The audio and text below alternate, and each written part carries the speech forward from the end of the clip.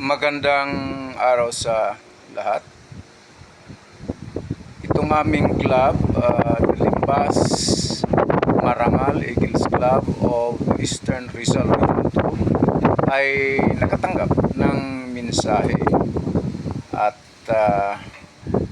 nangungonsulta, humingi ng payo sa isang usaping pangbatas. Okay. Kasi itong anak niya na babae, pagkatapos ng isang sexual relasyon ay nabuntis at nanganak. At itong sanggol naman ay kinupkop ng magulang ng lalaki.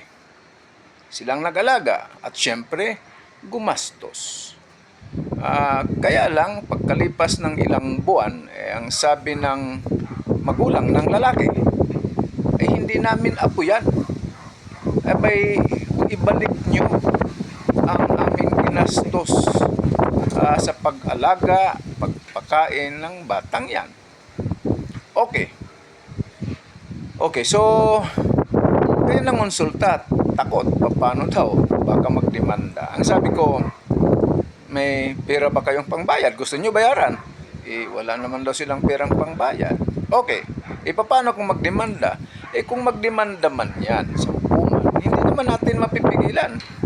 Pwede sila magsampa ng kaso para ibalik yung kanilang ginastos sa pagpalaki ng bata at kasali dyan yung danyos.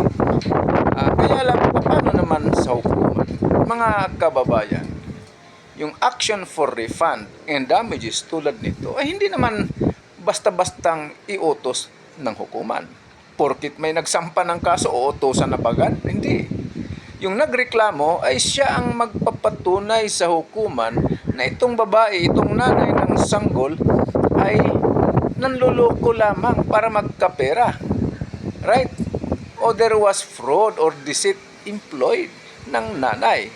Kung hindi yan mapapatunayan, ay hindi naman mag-uutos ang hukuman na ibalik yung pera na ginastos sa pagpakain, pagpalaki ng bata at kasama na doon yung danyos.